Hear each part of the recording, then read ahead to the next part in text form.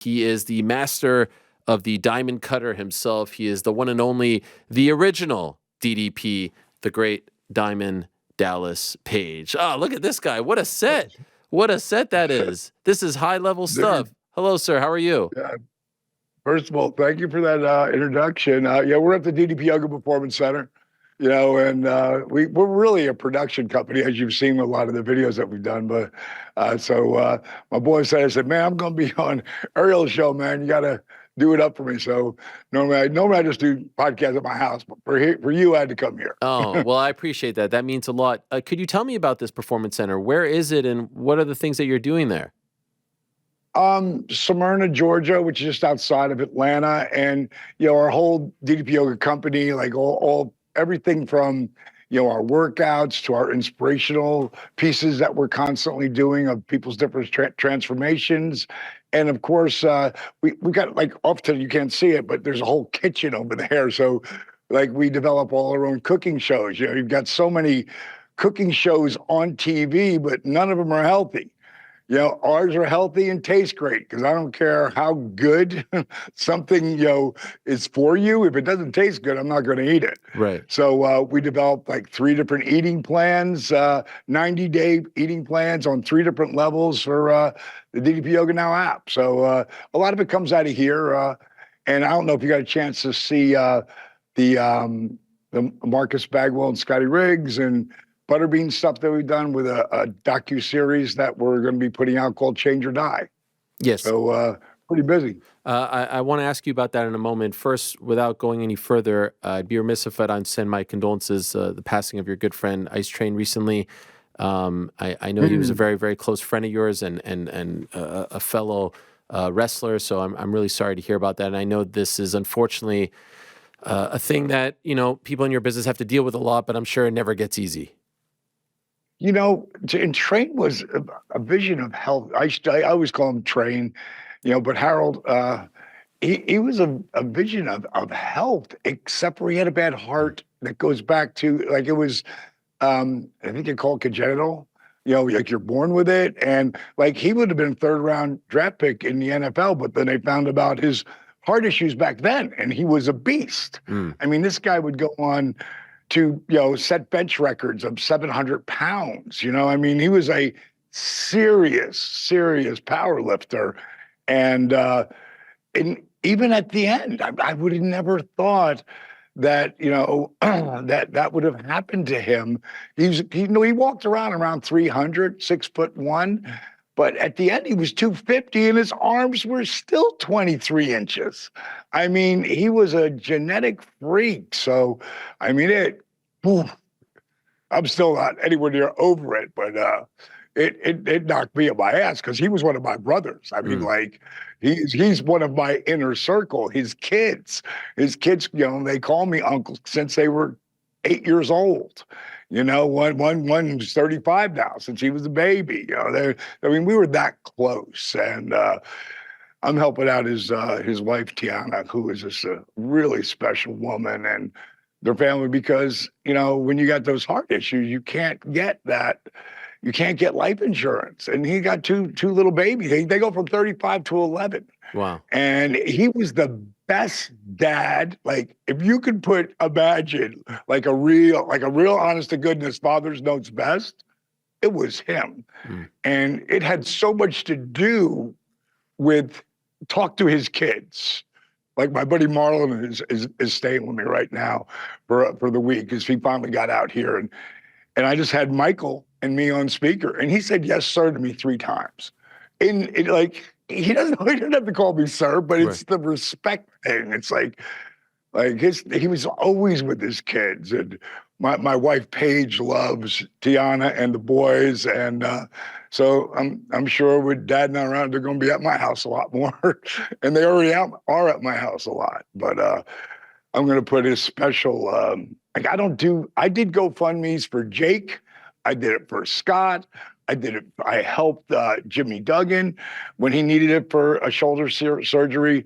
But I'm going to put something out for Train, because I want to help. I want to help out, and I'm going to lead it off with a serious donation too, because I don't do the GoFundMe thing, but this is something that this is family and young family that, could really, didn't see this coming. Nobody saw it coming. So many of us saw what you did for Jake and what you're going to do now for, and what you have been doing for Marcus Bagwell, aka Buff Bagwell, and Butterbean, like you said, and Scotty Riggs, etc. Why do you feel the need? And like I said, you're in a business where unfortunately so many of your friends don't make it past 45, 55, 65, and you are the vision of good health and positivity. Why do you feel the need to help so many of them when they're struggling right now? Because it's such a common thing, and you could go out and just live your best life and thrive and be happy and do your business and be happy. But it seems like you are always trying to pull all your buddies that you're on the road with for so long up to the spot that you're at. Why do you feel this burden? I wouldn't call it a burden. It can become a little much with how many people are in my house at any given time. That could be a burden. And my wife Paige, my wife's first name is Paige. Yes, I didn't want to bring that up, but that's incredible. How does she spell it? Yeah. Payge. Okay. So you'd think it was Paige. So she kept her maiden name. So she's Paige. This is no bullshit. McMahon Page. Oh my gosh. What are the odds of that, right? Holy It's spelled crap. just like the McMahon spelled their name. But she loves helping people, and a lot of the people come in. We just had some professional bodybuilders, Brent and Autumn Swanson, come in. They came in and spent 4 days with us because they were using our power cuffs and they were doing DDP yoga. And like we had such a great time with them. And right before that, we had a week of other people that came in, and then we needed a break going, because as soon as Brett and Autumn left, my first ex-wife, Kim, who I'm still super tight with, she's the COO of our company. She's moving out here to Atlanta with her husband. So she was over for a couple. So it was like one person after another. And then we needed to chill. But if you go back to the reason why I did what I did with Jake and Scott, and if anybody's never seen The Resurrection of Jake the Snake, it's a powerful documentary that my genius partner, Steve Yu, we had 500 hours that we filmed, and he directed, put it together, and it's a beautiful documentary. And you really see, thank God we got another extra 10 years with Scott and Jake. Neither one of those guys would ever got in the Hall of Fame if God didn't put me on this path. And the reason why I did help Jake, because he had done so much for me. Like, if it wasn't for Dusty Rhodes, there is no Diamond Dallas Page. Without Jake Roberts, there's no 3-time world champion or Hall of Famer. Without both of those guys were so huge in my life. And I wanted to help Jake forever, but he was never ready until that day where we started. And I can't tell you who or what, but the rights were just taken to make something very special out of The Resurrection of Jake the Snake. And I can't tell you back because it's a closed deal right now, but it's so exciting. I mean, it's so exciting that more people will get to see, because Jake is unbelievable. He's living his best life. He's back with his second wife, who he had 4 kids with, Cheryl, who we remember from Rick Rude and Jake Roberts, and Cheryl slapping the hell out of him. They're back together and so in love. I mean, it's really unbelievable. But I wanted to help Jake. And then Scott, I mean, I got literally, and I talk about it in the documentary, I get a DM, and I don't ever look at the DMs. I'm sorry of you guys who are trying to get a hold of me, because there's so many of them. But I just happened to someone called me and said, hey, who helps me with my social media, said, you just got a DM from Sean Waltman. And the DM said something like, D, I saw what you're doing with Jake. So amazing. I just talking to Scott. He said he's got a gun. He said he's going to kill himself. He said, will you please call him? Now, when I tell you I called Scott Hall probably 20 times up till that date, since we had stopped wrestling together, to 2012, Easily, I called him 20 times, never answered, always left a message, never got back to me. That's the one day he answers the phone. Wow. And he's annihilated. He told me drinking vodka for breakfast, and he heard that Jake had been sober for 60 days. And it was a magic moment, man. And then within 3 weeks, Scott was up there too. And again, I wanted to help Scott Hall because I love Scott Hall. And you have to remember that we, like, together when he was the Diamond Stud was Razor Ramon before Razor Ramon. Like, the transformation had already happened. And that was us together, me getting him the gig, which they were going to pass on him because WWF wouldn't return his call. WCW wouldn't return his call because he'd been to WCW twice. And as they put it, he didn't get over. But that has a lot to do with the booking. And I really don't think Scott was ready. But I'll tell you what, when he was a Diamond Stud, he was ready. And then, he hurt his elbow and he took time off, and WWF strapped him right up, made him Razor Ramon, and made him one of the biggest stars ever. So I had helped him there. When he came in as the NWO, I was kind of the catalyst for Kevin and him coming in. And when that happened, and they blew up at a whole different level with the whole NWO thing, the Outsiders first, and then, of course, Hulk joined and the NWO became his whole thing. Here I am on the bottom of the middle of the card. And I had this idea as they were going through guys, people they were inviting into the NWO, or they were just inviting them and then crushing them. Right. I had this idea where you guys ask me and I go, oh, now you want me number 8, and the bottom line is being the guy to drop those two. Like, nobody had touched them for over a year. Yet Scott Hall took the diamond cutter from me, and Kev over the top rope, and I took off through the crowd for the first time ever. Like, those guys made that happen. It was my idea, but it never would have happened without Kevin pushing for it, like demanding it. And like, that's who's going to drop us, because they wanted to help their boy up. Mm-hmm. And then Randy saw it, and then Randy wanted to work with me. So, I wanted to give back to Scott.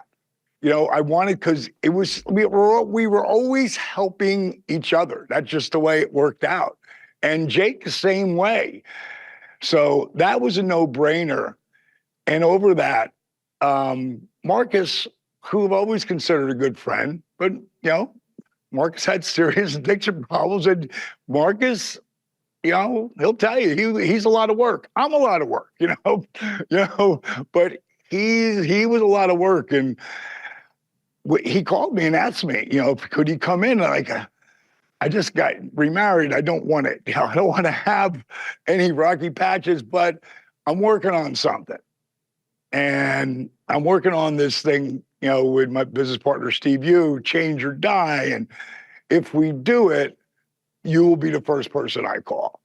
And that's how it happened, for Marcus. And Marcus has changed. The hardest thing an addict has to deal with is stop being so delusional and realize you're an addict. See, Jake didn't want to be that guy. Marcus didn't want to be the guy that he would become.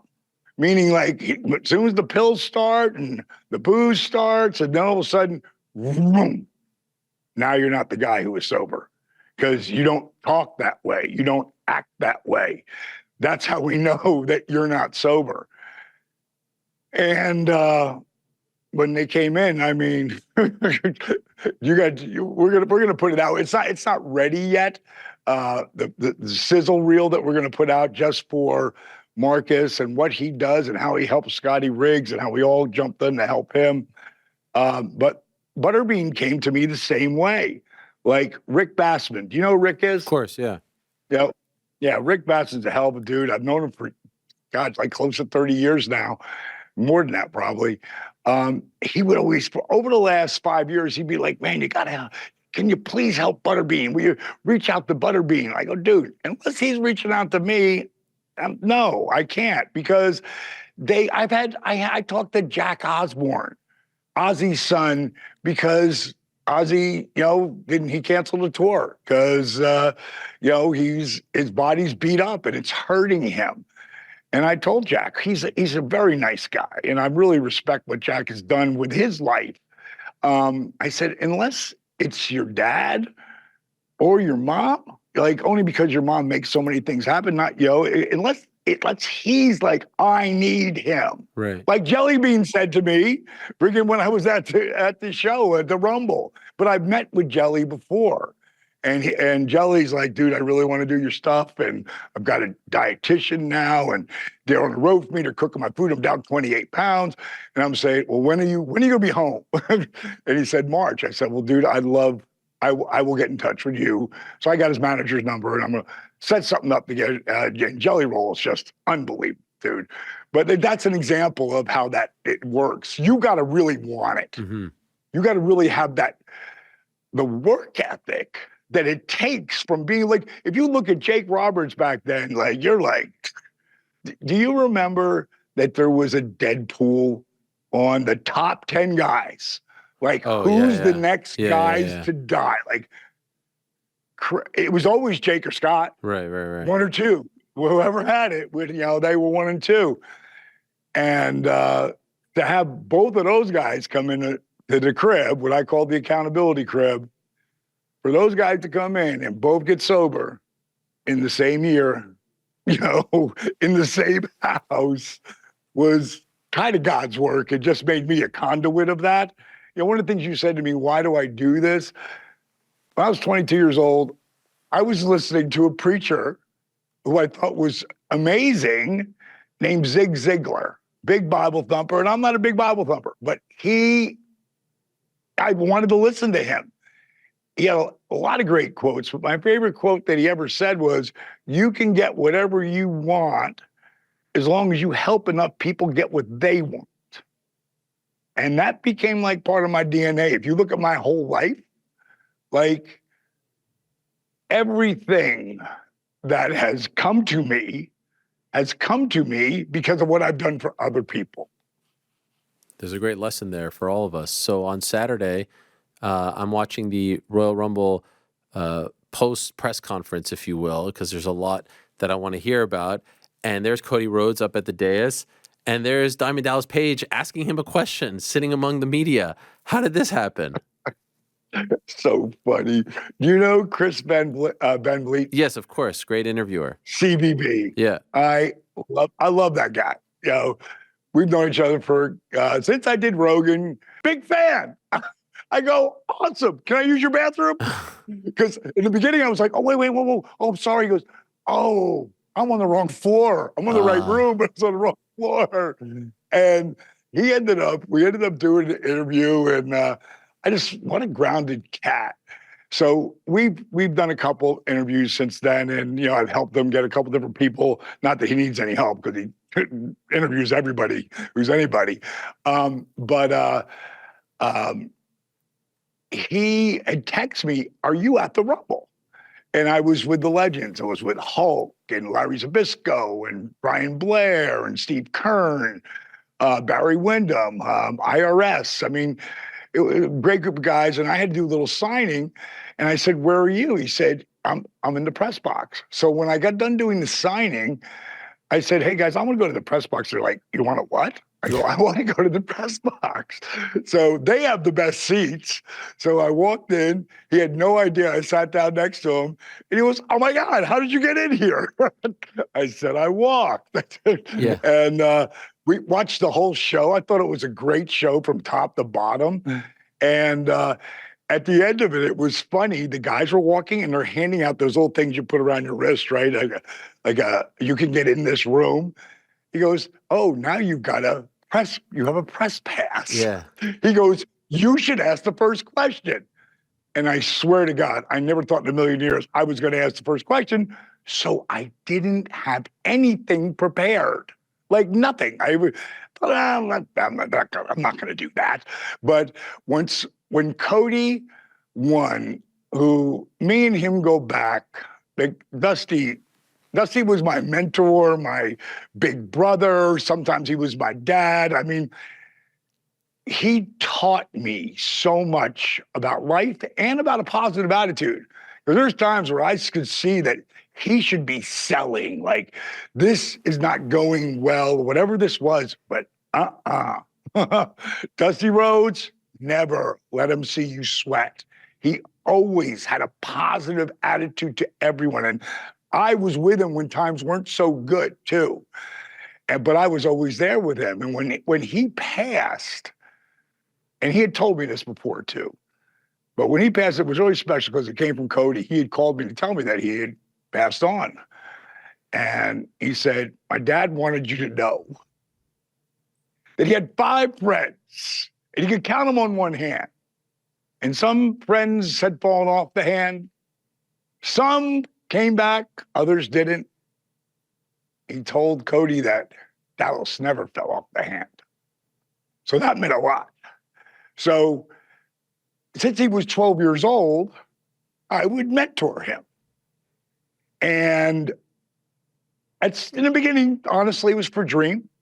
But as I got to know that kid and his work ethic and like just everything about him, man, I remember him telling me when I was saying, hey, buddy, when you, I always called him back then, I called him Young Buck back then, believe it or not. Think what he did with the Young Bucks, crazy coincidence. I said, so when you start football, he goes, no, I'm not playing this year. I'm going to focus on wrestling. He goes, next year, now he's a sophomore. He goes, next year, I'm going to win the state championship. I said, wow. I go, that's a bold statement. I said, you know how you're going to get there, right? He goes, absolutely. Work ethic. And I called him when he was 10-0, 20-0, and 33-0. I was living in LA at the time. And when I called him up, I'll never forget that conversation. I said, hey, buddy. He's like, hey. He goes, oh, Dallas. Oh my God. Oh, it's been a whirlwind. You know, I mean, you just don't know. They did a story on me and Dad on the Journal. You know, I just got interviewed by Eyewitness News. You just don't know. I go, whoa, slow down. No, you know, maybe I kind of know. I was a 3-time world champion. I might have a little idea. You go, no, I don't mean it like that. And the bottom line is, I told him, I said, bro, if you get to the finals, I said, I will be there. You're going to fly in from LA? I said, I'll be there. I mean, we hung up the phone. I booked it. I watched the kid go 48-0, win the state championship. Wow. Junior year. Next year, I want to say it was the 12th match that he lost. Can't remember what it was. Called him up acting like I didn't know anything. Like, Dallas, I lost. I fucking lost. So like, thank God. He went, what? Why would you say that? I said, Code, you don't win anything from winning, bro. You learn from losing, falling down, making mistakes. I said, what'd you learn from that? And we talked about it. And I'll tell you what he really learned. As time went on, he had a bullseye on his back, but kids just didn't want to get pinned by Cody Rhodes. Didn't want to get pinned, not by him. Once he figured that out, he'd take him down, let him up. Take him down, let him up. Take him down, let him up. Take him down. And I'm with my daughter, Brittany, at his state finals. Final round, he's going against that kid who beat him. He yells to Dad, get Dallas down here. Because down when you got family, you have 5 family members can sit on the floor. I don't remember if Grandpa had to leave or somebody had to leave, but I was on that floor with him, and I watched him just eat that kid alive. Wow. So I knew this kid's work ethic. And when he opened up the press conference talking about what he did, it's been hard to be, people who were there from the beginning, and a lot of people fell off, then came back on, and it was hard to be a Cody, Rhodes fan with the mustache, and there was nobody a fan of Stardust, and like he just threw it all out there. And I'm thinking, I was, like I knew at some point, I didn't know how, But I knew that at some point he would figure out, I got to get out of here. I got to get out of here to make a name for myself to come back. And if you sat down and wrote that story, what his journey has been about, if you were reading it, you'd go, no one's going to believe that. You know? So when he was saying that, I knew exactly what I was going to ask him. You know, I knew exactly, you know, because I have been a fan, a family member, a Rhodes for decades. And I work with Dusty. That's where we bonded with our relationship when he left WCW, well, it was NWA at the time because Ted Turner had bought it, and they wanted Dusty to be a heel. And he wasn't doing that. And he came down and got with Mike Graham, Gordon Soley, and Steve Kern. And they tried to pop the territory again. And I was there. He made me a color commentator. I was like, Dusty, I don't know a wrist lock from a wristwatch. He's like, don't worry about a kid. Gordon Soley gonna walk you through it all. I learned so much from being around Gordon, around Dusty. I would come up, I drove 137 miles in my Corvette, because I'm running nightclubs at the time, or one club at the time. I'd come all the way up to Tampa, do the show, drive 137 miles back. That was every Tuesday. Every Thursday, I would come up just to be around Dusty. I'd go down and take a couple of bumps just so I knew what it really felt like, what those guys were, going to call it. I want to know what it really feels like. And I tried wrestling when I was a kid, but it wasn't, it was 3 matches. I sucked. I hurt my knee and went off on a different journey that eventually led me right back into business. And to have Dusty Rhodes be someone who really cares about you. Ooh, like, I'm hanging out with Dusty Rhodes. It was like so surreal. But he was like me. He's like I am today. People feel like that about, like, I can't believe I'm hanging out with DDP. I'm like, dude, I'm just a regular cat. Maybe a little bit overachiever, but I'm just a regular dude. So was Dusty, but very special, very special. So here we are in Florida, and there's 3 people, just 3 people who have won this Royal Rumble back to back. Hulk Hogan, bit of a name. Shawn Michaels, maybe the best ever. I got to put him right there, like A to Z. Oh, and a guy named Stone Cold Steve Austin. He did a few things. Changed the business, friggin' biggest draw ever. And now Cody Rhodes. So to be in St. Pete, Clearwater area, Tampa, I wanted to know, dude, has that hit you yet? And I know the separation he's tried to create between him and his dad, that he is his own man. And he's done that. But you know what? He's still got that dream in him. And, I hope there's been a lot of shakeups all the way around, but I hope that, he gets to live that journey all the way to the promised land. Because I'll tell you what, if it's me, and again, I'm a little biased, but if it's me, I mean, he's the poster boy for, if Roman's ready to move on for a little bit, go do some movies or whatever, if it's me, I want that cat, Cody Rhodes, to be the poster boy, for my company. Damn, because he's everything you want. His answer to you was great. His answer about Vince McMahon, I thought, was incredible, given the fact that he's just put on the spot like that and asked his thoughts. I thought he hit it out of the park. And so I'd be remiss if I don't ask you about that news.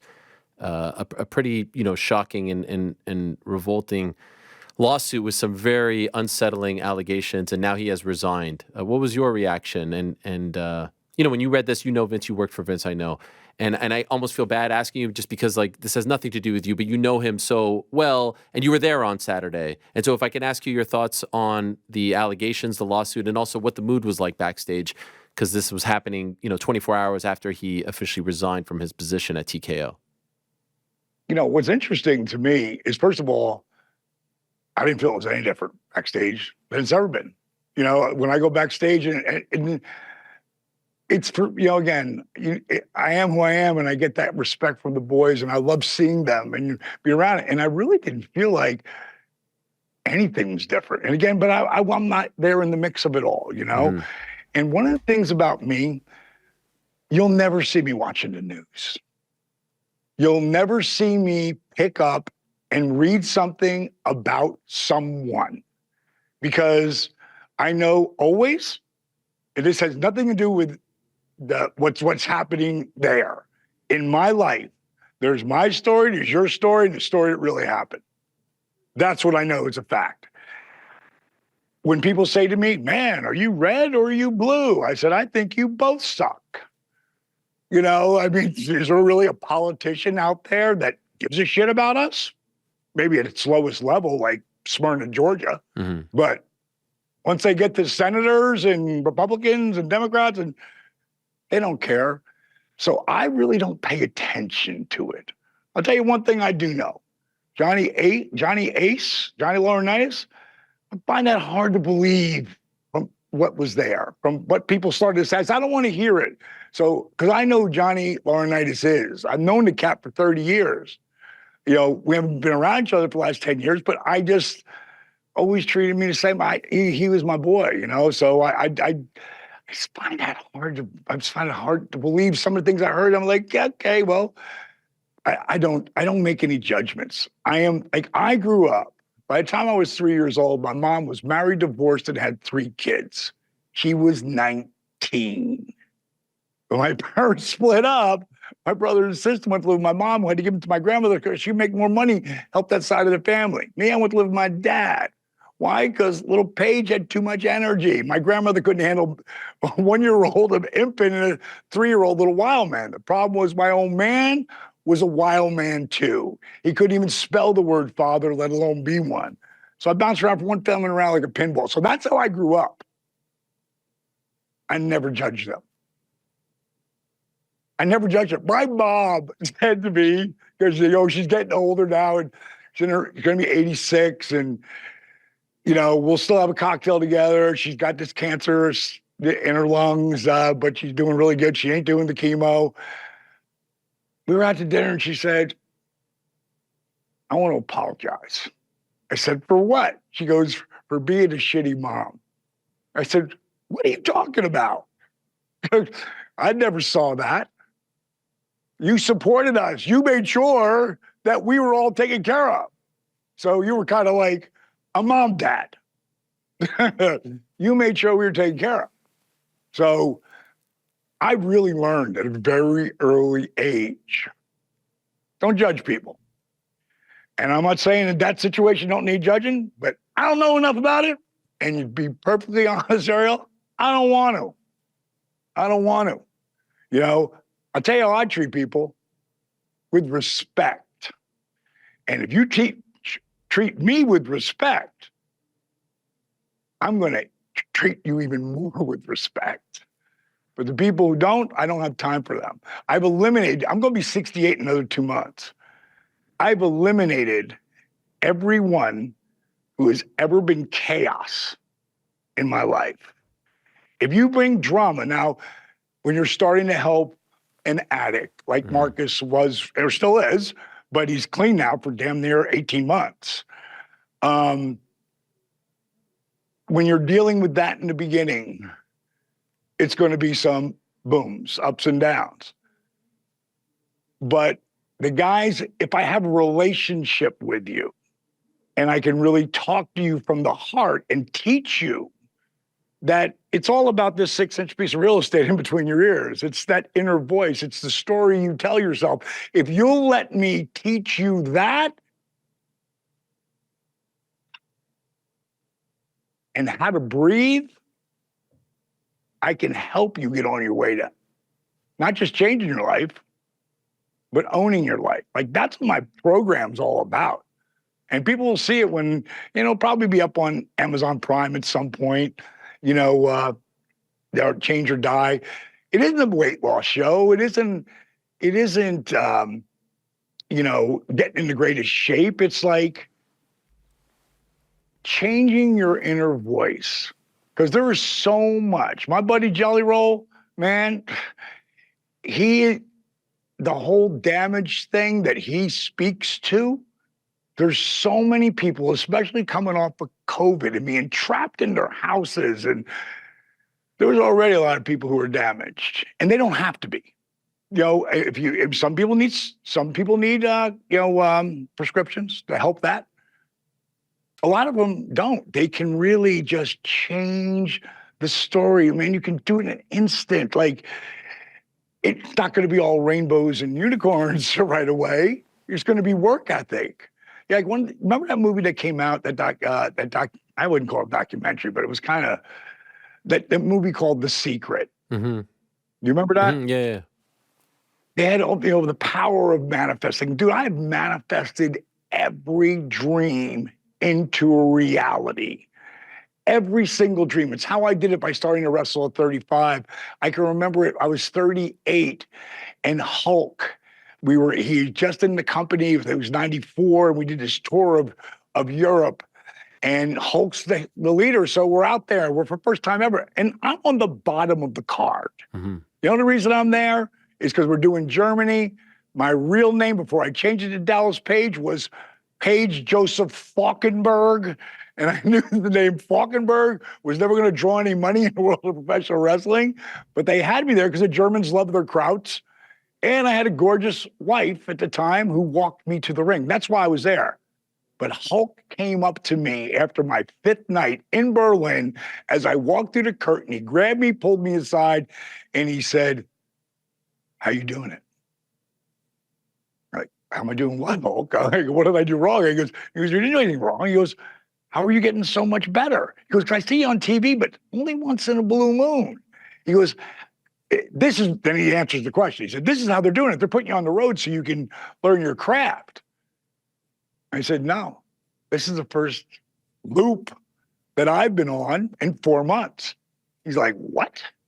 Then how are you getting so much better?" I said, "Well, thank you, Hulk. I really appreciate that." I said, "What I've been doing, if they're not going to book me, I'm going to go down to power plant and I'm going to teach those young guys. And what I figured out is the more you teach someone, the more you learn, the better you get." And that's true for everything. He goes, "Whatever you're doing, you need to keep doing it because it's not today or next year or the year after." He goes, "But somewhere down the line, I believe you have the ability to draw huge money with me." And he walked away. And I just think to myself, did Hulk Hogan just tell me he's watching my matches? 4 years later, Dennis Rodman and Hulk Hogan are on the Tonight Show, and me and Malone walk out there, who at the time was the 2nd leading scorer of all time. Now he's the 3rd leading scorer of all time. Threw the chairs down, we shot that angle. Yeah. You want to talk about manifesting a dream into a reality? So I thought The Secret was great for that, but it left out the secret. The secret is you got to work your ass off. You got to put the work in. God's going to put walls in front of you. I don't believe God puts walls in front of you to keep you out. I believe God puts walls in front of you so that you can see how much you really want it. Because I watch people come to that power plant year after year, come down, leave, try to come back, leave. No, you got to stick with it if you really believe it, because you can manifest dreams into reality, and it's going to take work. So long answer, just I help people that I have relationships with because they're more likely to listen to me. I feel like we could talk for 3 hours because you have so many stories and so much wisdom. We only have a minute left, unfortunately, but this has been an incredible conversation, and I'd love to do it again in the very near future. Could you tell me before we go what Power Cuffs is? Because you're wearing the shirt and you mentioned it earlier, and I am curious. God, man. Shortest version I can give you, they're blood flow restriction cups. Like that arm right there, which Yeah. is all rock, it's up. I stopped lifting 15 years ago because I'd leave the gym going, oh, what did I do to my shoulder? Or, Right. oh man, I think I tore my pec. When you get in your 50s, your body starts going, you can't do that anywhere. And you walk in that gym with the worst word ever. It's so big, EGO. I just said, I'm done. And I just focused on DDP yoga. And then I started with a guy named Chet Paulson, developing what I called originally jack straps. And they were the same concept, but they weren't doing the job I wanted them to. And about a year ago, my business partner, Steve Yu, and I and Chet put together the best blood flow restriction cups ever. Just go to powercups.com because the science that these are about rehabilitation, that's what they were designed for. But what we're doing is I made them part of workouts that the reps are like superset type things, but the results, I put 1.25 inches on my arms, back on my arms. I was 14.25, now I'm 15.5 inch arms, but they're like rocks. They say as you get into your 50s, especially 60s, you're going to lose muscle, you're going to lose bone density, you're going to lose balance, and you're going to lose strength. I have all that. I can still stand here and put it over my head and have a conversation with you. But my strength in the weight room, because it's not heavy weight, it's lightweight. And when you're doing the lightweight, which all guys do when they get to the end of the road of lifting, they get the pump in the gym, but then they leave and it's gone. With power cups, you're going to have the pump all the time. All you got to do is put the blood back in. It's really weird. I don't really know how that happens, but think about this. I'll leave you with this. Your heart, and we have arteries that run down our fingers and down our legs, pumps the VO2 max, the blood, oxygen into your muscles. Think of those arteries as PVC piping, PVC, like that hard plastic piping. Think of the veins that take the blood back as a garden hose. You step on the garden hose, the water will still trickle out, but the blood is still coming in. So where you would grow lifting weights on those last couple of reps, when you're starting to put these power cups on and power up, the blood is called a venous pool. It already gets like trapped like there and just trickles out.